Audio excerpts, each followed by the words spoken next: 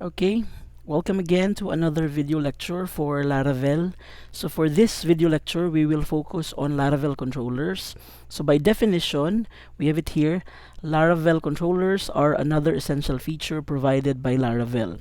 In place of defining the handling request logic in the form of closures in route files, it is possible to organize this process with the help of controller classes.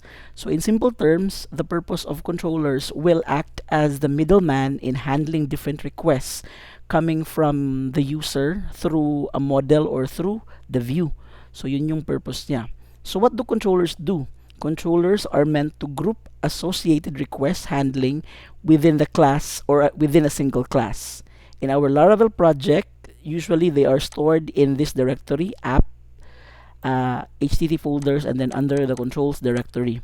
So the full form of MVC is a model view controller, which act as directing traffic among the views and the models.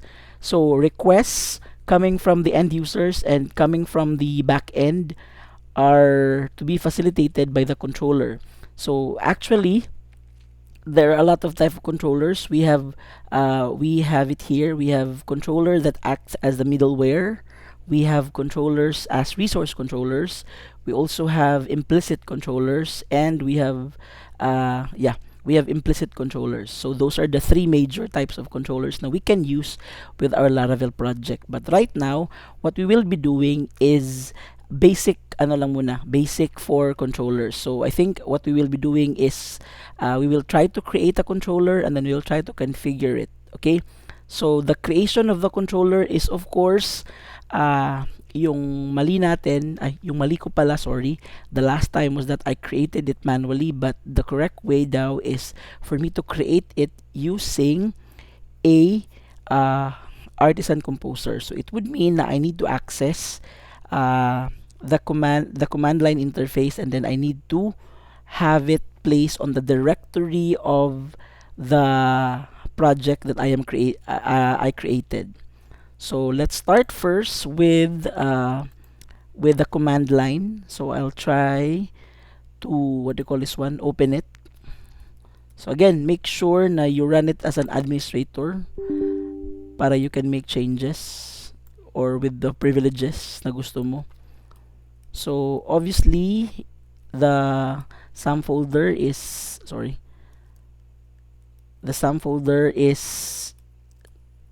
in local disk C. So I'll try to go to that folder. So that's it, and then I think it's htdocs. Okay, and then I'll go to project SIA. Okay, so right now I am already in project SIA. So what I will do is that I will create a controller using artisan. So what I will type is php artisan. Okay, it's not actually the same, pero same lang din ang syntax. So I will type php artisan, tapos instead of serve is that I will use yung syntax na make and then controller. Okay, I think that's controller, and then yung name ng controller na gagawin ko will be page controller. Example lang ito ha. You can name it the way you want it. Okay, so let's wait for a while. Ayan, controller has been created successfully. So if we will try to check our our directory here. So I have already opened the project CF folder. So ayan. So if you notice, kanina wala itong page controller, pero ngayon I have already created it. Ayan, nandyan na siya. So automatically, if you will click this one, ayan, the purpose of namespace will be for the directory, like yung location ng controller. This one will be utilized later, so please take note of this one. So you have it here. Ayan, this page controller will have the capability to handle some requests either coming from a form or from the back end or yung sa database. So yun yung purpose niya. So anything that you will create or any controller that you will be creating should extend on the controller kasi nasa controller folder man siya. Okay, and then so ayan, we have successfully created the controller. What we will need to do next is that we need to try to create a public class. So a public class will then be used for our routing. So later on, try natin. So let's try to create muna a public class, public function actually. Okay. This one will be considered as a method. Okay? So try nating mag-index yung example na hindi ko nakuha the last time. Okay? Ayan. So let's try to return index as as our flag if we could really what do you call this one, use page controller in what do you call this one, in routing. So after creating this one, what we will do is that we will go back to our routes. Ayan, yung web.php natin. Tapos let's try to create ito. I think I have tried it a while ago. So ayan. So if you notice, yung ginawa ko was that I just use the previous routes that I've created, and then balikan natin yung namespace natin. Okay? So what we have created here, yung sa page controller natin, was that we've created a namespace. So this one will be used kasi hindi ko siya, because I think I haven't configured the middleware. So we will do it manually. Like ito, we need to copy this one and then paste this directory here, and then just make sure na natawag natin properly yung name ng controller natin na na-create, and then yung function or yung method na we created. Okay? So inside that controller, ayan, we have created a function or a method which is represented by this one. Okay, yung pagtawag nga is represented by this @ symbol. So if I will access, like for example, ano muna natin ha. So if I will access the what do you call this one, the project, because of this one, diba? This one indicates na I'm only accessing the project. Dapat yung lalabas is yung word na index na naka-capitalize. So let's try to do that one. So refresh lang natin yung virtual host natin na na-create. I hope it works. Ayan. Unterminated comment starting on line 36. So let's be careful with, ayan, sorry. Save natin and then refresh lang natin. Okay, so we have successfully created a controller that is used in our routing. Okay, so ito, if you notice, diba, wala siyang we have indicated na if you will access project SIA, automatically it will go to the controller, and then the controller will try to read kung ano yung ipapakita niya sa view.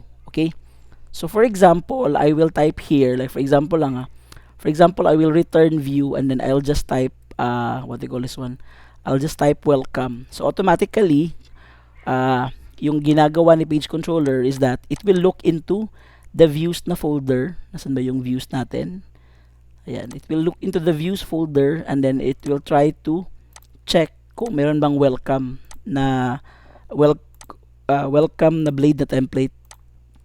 Kasi pag wala, automatically mag-error yan. So let's try to have this one. Okay, pinalitan ko yung return index into a view. Okay, I hope it works.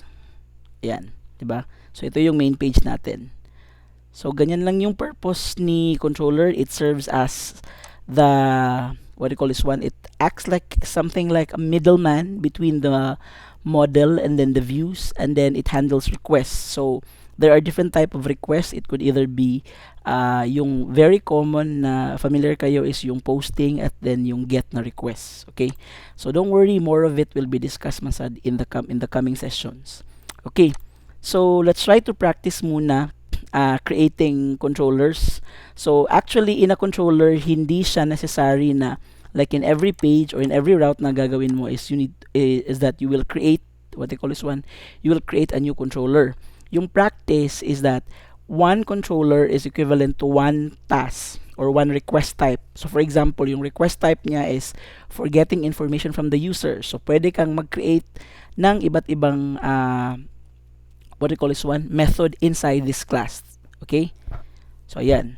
So for example, I will create again another what do you call this one, another method that will that will help us or that will lead us to accessing another page. So, first things first, what we need to do is that we need to create muna another page. So, for example, gusto natin mag-create ng page for contact page or contact us.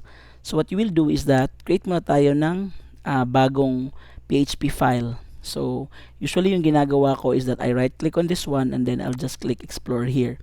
I will then be provided with the window kung saan ito nakalagay. Okay, so this one is under views. Ayan. So what I usually do is that I'll just copy and paste. Okay. For example, I will have this one. Wag nyo lang tanggalin yung ano niya. What do you call this one? Yung format niya na .blade. Okay. Kasi that's the format presented or configured by the Laravel. Na any pages that will be accessed should be a blade template. Okay. So lagay lang natin na contact. Okay. So contact. Ayan. So, we have already created. Try muna natin i-edit ito. And then, I'll just delete some of this here. So, yung head natin, I think this one is for the styling. So, I'll just delete this one. Okay. Para we are able to, what do you call this one? Differentiate yung pages natin. Delete ko lang to. And then, I'll just delete also the elements or the contents of the body para alam natin na yung pagkakaibahan nila. Okay? So, for example, I will just type here na this, lagyan natin ng header or yung heading pala. So, heading tag. Okay?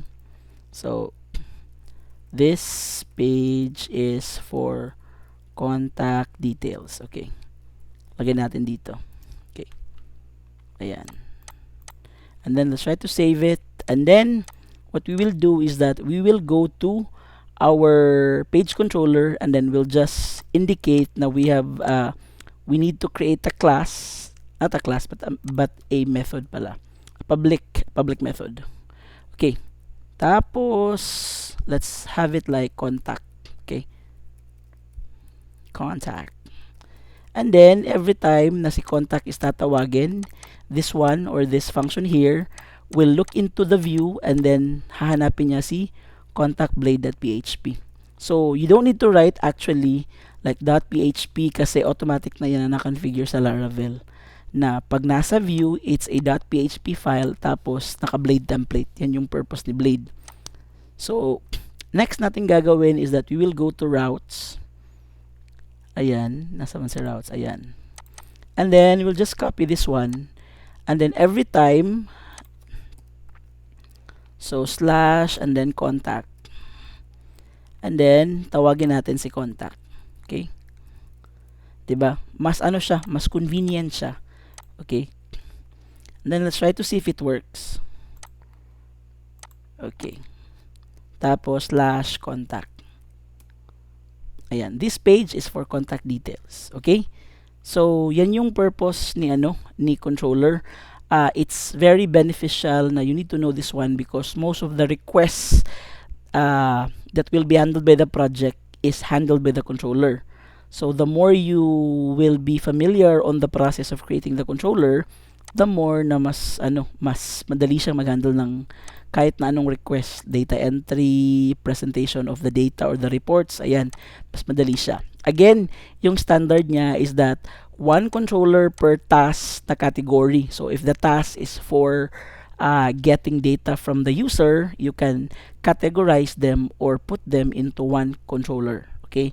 Hindi pwede na the same para when you try to edit or modify some of them or you will try to do some changes on your project, you can just go directly to that specific controller. Again, yung purpose ni Laravel is that it serves as a framework that will correct or guide us on how do we deal with the things we are doing with our project. So, if you have questions, you can just comment it down below or you can just send me a PM. Okay? So for your midterm exam, just just look into the instructions that I will be posting. Thank you so much for joining me today.